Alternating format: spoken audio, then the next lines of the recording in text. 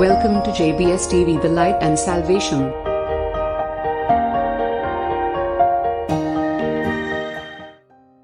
ಯೇಸು ಕ್ರಿಸ್ತನಲ್ಲಿ ಪ್ರಿಯರೇ, ನಾನು ನಿಮ್ಮ ಪ್ರೀತಿಯ ಜಾನ್ಮಧು.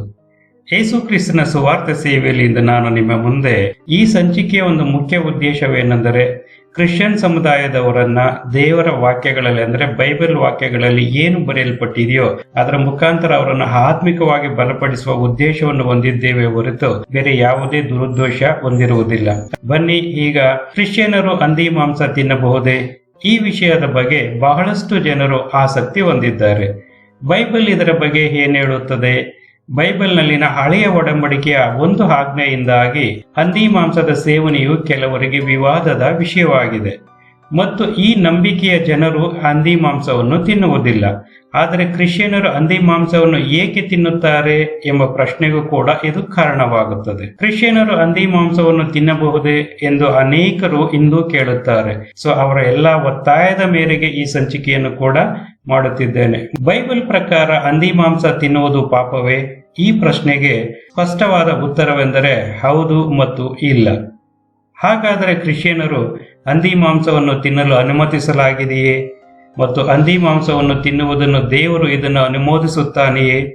ವಾಸ್ತವವಾಗಿ ಉತ್ತರವು ತುಂಬಾ ಸರಳವಾಗಿದೆ. ಪ್ರಿಯ ಯೇಸು ಕ್ರಿಸ್ತನಲ್ಲಿ ಪ್ರಿಯರೇ, ಹಳೆಯ ಒಡಂಬಡಿಕೆಯ ಪ್ರಕಾರ ಹಂದಿ ಮಾಂಸವನ್ನು ತಿನ್ನಬಾರದು. ಹೊಸ ಒಡಂಬಡಿಕೆಯ ಪ್ರಕಾರ ಹಂದಿ ಮಾಂಸವನ್ನು ತಿನ್ನಬಹುದು. ಹೌದು ಪ್ರಿಯರೇ, ಹೊಸ ಒಡಂಬಡಿಕೆ ಪ್ರಕಾರ ಹಂದಿ ಮಾಂಸವನ್ನ ಕ್ರಿಶ್ಚಿಯನರು ಸೇವಿಸಬಹುದು. ಬನ್ನಿ ಇದರ ಬಗ್ಗೆ ಏನೆಂಬುದನ್ನು ಸಂಕ್ಷಿಪ್ತವಾಗಿ ತಿಳಿದುಕೊಳ್ಳೋಣ. ಹಳೆಯ ಒಡಂಬಡಿಕೆಯಲ್ಲಿ ಹಂದಿ ಮಾಂಸದ ಸೇವನೆಯನ್ನು ಬೈಬಲ್ ನಿಷೇಧಿಸಿದಾಗ ಅನೇಕ ಕ್ರೈಸ್ತರು ಹಂದಿ ಮಾಂಸವನ್ನು ಏಕೆ ತಿನ್ನುತ್ತಾರೆ? ಹಂದಿ ಮಾಂಸ ತಿಂದರೆ ಪಾಪವೇ? ಅನೇಕ ಜನರು ತಿಳಿದುಕೊಳ್ಳಲು ಬಯಸುತ್ತಾರೆ. ಹಳೆಯ ಒಡಂಬಡಿಕೆಯಲ್ಲಿ ಹಂದಿ ಮಾಂಸದ ಸೇವನೆಯನ್ನು ಸ್ಪಷ್ಟವಾಗಿ ನಿಷೇಧಿಸಿದಾಗ ಅನೇಕ ಕ್ರಿಶ್ಚಿಯನರು ಅದನ್ನು ಏಕೆ ತಿನ್ನುತ್ತಾರೆ? ಉತ್ತರ, ಹೊಸ ಒಡಂಬಡಿಕೆಯಲ್ಲಿ ಹಂದಿ ತಿನ್ನುವ ಕಾರಣಗಳು ಸರಿಯಾಗಿದೆ. ಹೊಸ ಒಡಂಬಡಿಕೆಯ ಪ್ರಕಾರ ಕ್ರಿಶ್ಚಿಯನರು ಏನು ಬೇಕಾದರೂ ತಿನ್ನಲು ಸ್ವತಂತ್ರರು. ಹಂದಿ, ಸೀಗಡಿ, ಸಮುದ್ರಾಹಾರ, ಮಾಂಸಗಳು, ತರಕಾರಿಗಳು ಯಾವುದಾದರೂ ಸರಿ, ನಮ್ಮನ್ನು ನಿರ್ಬಂಧಿಸುವುದು ಯಾವುದೂ ಇಲ್ಲ. ಏಕೆ ಎಂದು ನಾನು ವಿವರಿಸುತ್ತೇನೆ. ಏಕೆಂದರೆ ಹೊಸ ಒಡಂಬಡಿಕೆಯಲ್ಲಿ ಯೇಸು ಸ್ವಾಮಿಯವರು ಎಲ್ಲಾ ಆಹಾರಗಳನ್ನು ಶುದ್ಧವೆಂದು ಘೋಷಿಸಿದ್ದಾರೆ.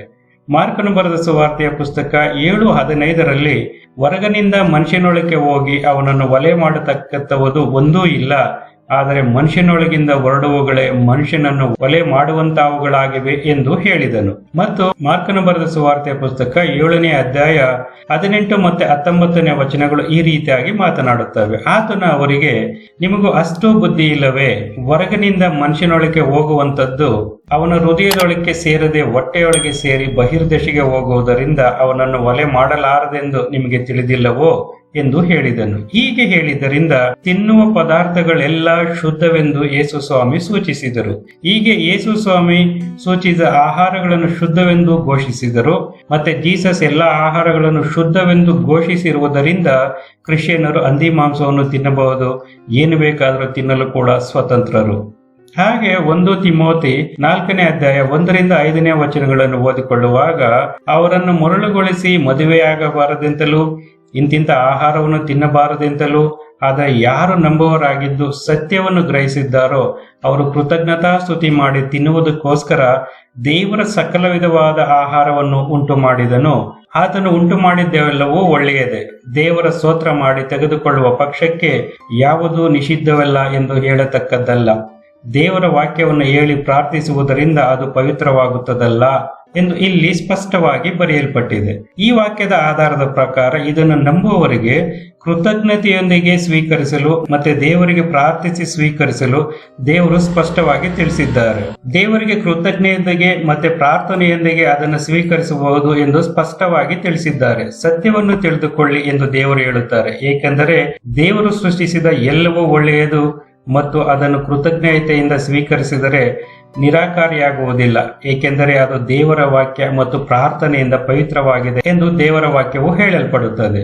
ಹೀಗೆ ಹಳೆಯ ಒಡಂಬಡಿಕೆಯಲ್ಲಿ ದೇವರು ಇಸ್ರಾಯೇಲರಿಗೆ ಆಹಾರದ ನಿಯಮಗಳನ್ನು ಕೊಟ್ಟನು. ಆತನು ಅವುಗಳನ್ನ ಎಲ್ಲರಿಗೂ ನೀಡಲಿಲ್ಲ, ಅವುಗಳನ್ನು ಇಸ್ರಾಯೇಲರಿಗೆ ಮಾತ್ರ ಕೊಟ್ಟನು ಎಂದು ಹಲವರ ವಾದವಾಗಿದೆ. ಹೀಗೆ ಹೊಸ ಒಡಂಬಡಿಕೆಯ ಪ್ರಕಾರ ಎಲ್ಲರೂ ಏನು ಬೇಕಾದರೂ ಸೇವಿಸಬಹುದು. ಹಳೆಯ ಒಡಂಬಡಿಕೆಯ ಪ್ರಕಾರ ಹಂದಿ ಮಾಂಸವನ್ನ ಮಾತ್ರ ಸೇವಿಸಲು ಸಾಧ್ಯವಿಲ್ಲ. ಹಾಗೆ 1 ಕೊರಿಂಥರಿಗೆ ಬರೆದ ಪತ್ರಿಕೆ 8ನೇ ಅಧ್ಯಾಯ 8ನೇ ವಾಕ್ಯದಲ್ಲಿ, ಆದರೆ ಆಹಾರವು ನಮ್ಮನ್ನು ದೇವರ ಸನ್ನಿಧಿಗೆ ಸೇರಿಸಲಾರದು, ತಿನ್ನದಿದ್ದರೆ ನಮಗೇನು ಕಡಿಮೆ ಇಲ್ಲ, ತಿಂದರೆ ನಮಗೆ ಹೆಚ್ಚಿಲ್ಲ. ಈ ವಾಕ್ಯದ ಪ್ರಕಾರ ಹಂದಿ ಮಾಂಸವನ್ನು ತಿನ್ನದಿದ್ದರೆ ನಮಗೇನು ಕಡಿಮೆ ಇಲ್ಲ, ಅದು ತಿಂದರೂ ನಮಗೇನು ಹೆಚ್ಚಿಲ್ಲ. ಯಾಕೆಂದರೆ ಆಹಾರವು ನಮ್ಮನ್ನ ದೇವರ ಸನ್ನಿಧಿಗೆ ಸೇರಿಸಲಾರದು ಎಂದು ಹೇಳುವುದರಿಂದ ಈ ವಾಕ್ಯದ ಪ್ರಕಾರ ನೀವು ಹಂದಿ ಮಾಂಸ ತಿನ್ನುವುದಾದರೆ ನಮ್ಗಳ ಯಾವುದೇ ರೀತಿಯ ಅದರ ಬಗ್ಗೆ ಆಕ್ಷೇಪವಿಲ್ಲ. ತಿಂದಿಲ್ಲ ಎಂದರೂ ಕೂಡ ಯಾವುದೇ ರೀತಿಯ ನೀವು ಉತ್ತಮರಲ್ಲ. ಹಂದಿ ಮಾಂಸವನ್ನು ಸೇವನೆ ಮಾಡುವವರ ಬಗ್ಗೆ ಯಾವುದೇ ಕೀಳರಿಮೆ ಇಲ್ಲ. ಸೊ ಆಹಾರವು ನಿಮ್ಮ ಒಂದು ಐಚ್ಛಿಕ ವಿಷಯವಾಗಿರುವುದರಿಂದ ನಿಮಗೆ ಬೇಕಾಗಿರುವ ಆಹಾರ ಪದಾರ್ಥವನ್ನ ನೀವು ತೆಗೆದು ಸೇವಿಸಬಹುದು.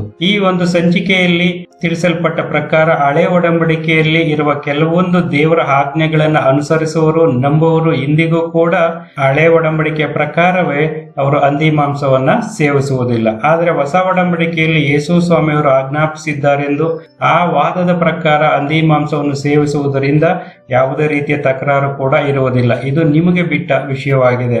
ಪ್ರಿಯ ಯೇಸು ಕ್ರಿಸ್ತನಲ್ಲಿ ಪ್ರಿಯರೇ, ಈ ಸಂಚಿಕೆ ನಿಮಗೆ ಉತ್ತಮವಾಗಿ ಆತ್ಮಿಕ ಜ್ಞಾನವು ಹೆಚ್ಚಿಸಲ್ಪಟ್ಟಿದೆ ಎಂದು ನಂಬುತ್ತಾ ಈ ಸಂಚಿಕೆಯನ್ನ ನಿಮ್ಮ ಎಲ್ಲಾ ಸ್ನೇಹಿತರಿಗೂ ನೀವು ಫಾರ್ವರ್ಡ್ ಮಾಡಿ ನಮ್ಮ ಸೇವೆಯಲ್ಲಿ ನೀವು ಕೂಡ ಸಹಾಯ ಮಾಡಬೇಕೆಂದು ಬೇಡಿಕೊಳ್ಳುತ್ತಾ ಇಂತಿ ನಿಮ್ಮ ಪ್ರೀತಿಯ ಸಹೋದರ ಜಾನ್ಮಧು. ಯೇಸು ಕ್ರಿಸ್ತನ ಸೇವೆಯಲ್ಲಿ ಸದಾಕಾಲವೂ ನಿಮ್ಮೊಟ್ಟಿಗೆ. ದೇವರು ನಿಮ್ಮನ್ನು ಆಶೀರ್ವದಿಸಿ ಕಾಪಾಡಲಿ. ಆಮೇನ್.